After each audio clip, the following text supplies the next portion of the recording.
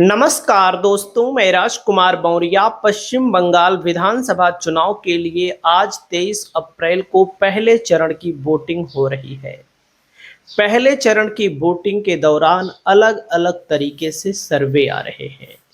सर्वे में क्या सामने निकल कर आ रहा है, किसकी सरकार बनने जा रही है, इस वीडियो में आप सभी साथियों को दिखाने जा रहे हैं। दोस्तों, पश्चिम बंगाल का जो चुनाव है बीजेपी और टीएमसी के बीच पूरी तरह से ध्रुवीकृत हो चुका है। यानी कि एक तरफ बीजेपी है और एक तरफ टीएमसी है और दोनों पार्टियों ने अपनी पूरी ताकत झोंक दी है। दोस्तों, वहीं पर जो राज्य स्तर पर अगर आप देखेंगे तो शुभेंदु अधिकारी का मुकाबला है ममता बनर्जी से।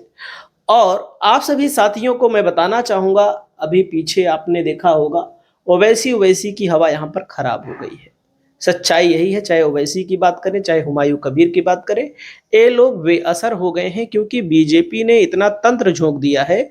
और सबको पता है कि ओवैसी मुख्यमंत्री बना ही नहीं सकते, हुमायूं कबीर मुख्यमंत्री बना ही नहीं सकते। तो जो मुस्लिम वोट है दोस्तों, पूरी तरह से ध्रुवीकृत हो गया है ममता बनर्जी की ओर, क्योंकि जो जो नियम चुनाव आयोग ने लाए हैं, मोटरसाइकिल पर बैठने को लेकर, घर से बाहर निकलने को लेकर, और जितना फोर्स तैनात की गई है, ये सब इस ओर संकेत हो रहा है कि बीजेपी को भी पता लग गया है कि वोट एक तरफा, मतलब कि जो मुस्लिमों का वोट है ध्रुवीकृत हो चुका है। प्लस यहाँ पर जैसे आपको मैं दिखाना चाहूँगा क्षेत्रवार सर्वे में कौन सी पार्टी कितनी पकड़ बनाती हुई दिख रही है, क्या आंकड़े आ रहे हैं, उसको आप लोग देखिए। सबसे पहले आप सभी साथियों को मैं बता दूं, आपके सामने कूच बिहार है। कूच बिहार में बीजेपी की पोजीशन थोड़ा अप है, मतलब ज़्यादा है। बीजेपी 9 में से 5 सीटों पर जीत सकती है और टीएमसी 4 सीटों पर। कांग्रेस का खाता खुलता हुआ नहीं नजर आ रहा है।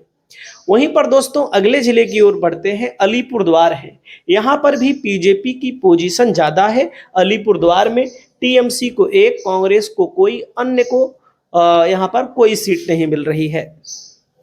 अगले जिले की ओर अगर आप बढ़ेंगे, जलपाईगुड़ी की 7 विधानसभा सीटों में से 3 सीटों पर टीएमसी को, बीजेपी को जलपाईगुड़ी में 4 सीटें मिलती हुई नजर आ रही हैं। वहीं पर अगले जिले की ओर बढ़ते हैं, कालिम्पोंग है, 1 जिला 1 सीट। तो दोस्तों इस 1 सीट पर टीएमसी का कब्जा होता हुआ दिख रहा है। वहीं पर दार्जिलिंग में अगर आप आएंगे दोस्तों, दार्जिलिंग में 5 सीट है। ये बीजेपी के लिए मजबूत स्थिति है। दार्जिलिंग में बीजेपी को 4, टीएमसी को 1 सीट मिलने के संकेत दिखाई दे रहे हैं। दोस्तों अगले जिले की ओर अगर आप बढ़ेंगे तो उत्तर दिनाजपुर की 9 विधानसभा सीटें हैं, टीएमसी को 7 सीट।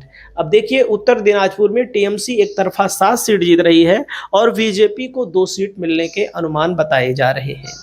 वहीं पर अगले जिले की ओर बढ़ेंगे तो दक्षिण दिनाजपुर में 6 सीटें हैं। यहाँ पर टीएमसी को 4, बीजेपी को 2 सीटें मिलती हुई बताई जा रही है। वहीं पर अगला जिला है मालदा की 12 सीटों में से टीएमसी को 6, बीजेपी को केवल 5 सीट, और कांग्रेस भी यहां पर 1 सीट पर अपना खाता खोलती हुई दिख रही है। दोस्तों अगला जिला आता है मुर्शिदाबाद। यहीं से पूरा टर्निंग पॉइंट घूमता है दोस्तों, यहीं से पूरा का पूरा टर्निंग पॉइंट घूमता है। और मुर्शिदाबाद की 22 सीटें हैं। अब देखो 22 में कोई 16 जीत जाए, जाहिर सी बात है उसकी बढ़त बहुत बड़ी हो जाती है। अगर 2-4 जगहों पर पीछे भी रहेगी तो बीजेपी 3, कांग्रेस 1, अदर मतलब निर्दलीय को यहाँ पर 2 सीटें मिलने की संभावना है। दोस्तों यहाँ पर ये मुस्लिम बाहुल्य इलाका है। नादिया में 17 सीटों में टीएमसी को 9, बीजेपी को 6, कांग्रेस को 2 सीटें मिलती हुई बताई जा रही हैं। वहीं पर दोस्तों उत्तर 24 परगना की 33 विधानसभा सीटों में से टीएमसी को 25 सीट, बीजेपी को 5, कांग्रेस को 2, अन्य मतलब निर्दलीय को 1 सीट मिलती हुई नजर आ रही है। आप लोग देख सकते हैं यहाँ पर अपने आप में टीएमसी 25 सीटों पर बढ़त बनाती हुई दिख रही है। दोस्तों अगला जिला आता है दक्षिण 24 परगना की 31 विधानसभा की सीटों में से टीएमसी को 28 सीट, एक तरफा टीएमसी दक्षिण 24 परगना की 31 में से 28 सीट, बीजेपी को 2 और कांग्रेस को 1 सीट मिलने के अनुमान बताए जा रहे हैं। दोस्तों कोलकाता की 11 विधानसभा सीटों में से टीएमसी को 9, बीजेपी को 2 सीटें मिलने की उम्मीद है। बीजेपी यहां 2 सीटें। दोस्तों हावड़ा की 16 विधानसभा सीटों में से टीएमसी को 14, बीजेपी को 2। हावड़ा की 14 विधानसभा सीटों में से बीजेपी को 2 सीटें मिलने की उम्मीद है। दोस्तों अगला नंबर आता है पूरब मेदिनीपुर की 16 सीटों में से टीएमसी को 6, बीजेपी को टीएमसी को 10, बीजेपी को 6, कांग्रेस और अन्य को 0 सीटों पर सिमटना पड़ रहा है।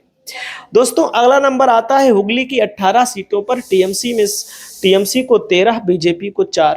हुगली की 18 में से 13 सीटों पर दोस्तों 18 में से 13 सीटें एक तरफा यहां पर मुकाबला है, अन्य के खाते में 1 सीट जा रही है। वहीं पर दोस्तों पश्चिमी मेदिनीपुर में अगर आप देखेंगे तो 15 सीटों में टीएमसी को 12, बीजेपी को 3। अभी टोटल मैंने आपको बताया है 233 में टीएमसी को 163, बीजेपी को 59 और कांग्रेस को मिला लो, अन्य को मिला लो, इनको कांग्रेस को 7, अन्य को 4। दोस्तों अगले जिले की ओर बढ़ते हैं तो पुरुलिया में 9 विधानसभा की सीटें हैं। यहाँ पर 2 सीटें यहाँ पर टीएमसी को। पुरुलिया में बीजेपी की पोजीशन ज्यादा मजबूत है, बीजेपी यहाँ वाकई में मजबूत है, 7 सीट मिल रही है। दोस्तों झाड़ग्राम है, जो झाड़ग्राम की 4 सीटों में टीएमसी को 4 पूरी मिल रही है। टीएमसी एक तरफा यहाँ पर लीड करती हुई दिख रही है, टीएमसी को यहाँ पर लीड मिल रही है। दोस्तों बांकुड़ा की 12 विधानसभा सीटों में से टीएमसी को 2, बीजेपी को 10 सीटें मिल रही हैं। बीजेपी यहां पर 10 सीटों पर जा रही है। दोस्तों अगला जिला आता है पूर्व वर्धमान की 16 सीटों में से 14 सीटें यहां पर टीएमसी को, 2 सीटें बीजेपी को, 14 सीटें टीएमसी को, एक तरफा यहां पर पूर्व वर्धमान। दोस्तों पश्चिम वर्धमान में 9 सीटें हैं, यहां पर टीएमसी को 5, बीजेपी को 4 सीट मिलने की उम्मीद बताई जा रही है। वहीं पर दोस्तों अगर आप देखेंगे वीरभूमि में 11 सीटें हैं, यहां पर टीएमसी को 8, बीजेपी को 3 सीट मिलने के अनुमान बताए जा रहे हैं। कांग्रेस और अन्य को कोई सीट नहीं मिल रही है। दोस्तों अगर आप अनुमानित आंकड़ों पर जाएंगे तो टीएमसी को 198 सीटें, यानी कि पिछली बार की तुलना में कम, 198। बीजेपी 77 से बढ़कर 85, यानी कि बीजेपी दूर दूर तक कहीं सरकार बनाती हुई नहीं दिख रही है। हालांकि बीजेपी ने पूरी ताकत झोंकी है, ताकत में सुरक्षा बल इतने बड़े पैमाने पर तैनात किए गए हैं और उस पर भी सवाल उठाए जा रहे हैं कि भाई इतनी बड़ी सुरक्षा और इतने कड़े कड़े नियम, चुनाव आयोग खुल करके जब बीजेपी का साथ दे रहा है तब भी बीजेपी लगभग 85 सीटों पर सिमट रही है। कांग्रेस को 7, अन्य को 4 सीट ही मिल रही है।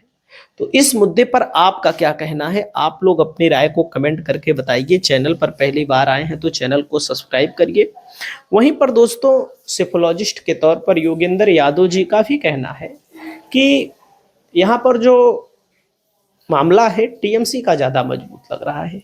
हालांकि उन्होंने कहा है कि मैं भविष्यवाणी नहीं कर रहा हूँ और भविष्यवाणी क्योंकि उन्होंने बंद कर दी है, लेकिन उनका भी कहना है यहाँ पर क्लीन स्वीप करती हुई नजर आ रही है टीएमसी। तो दोस्तों इस मुद्दे को लेकर के आप सभी दोस्तों की क्या राय है? आप लोग अपनी राय को कमेंट करके बताइएगा। नमस्कार।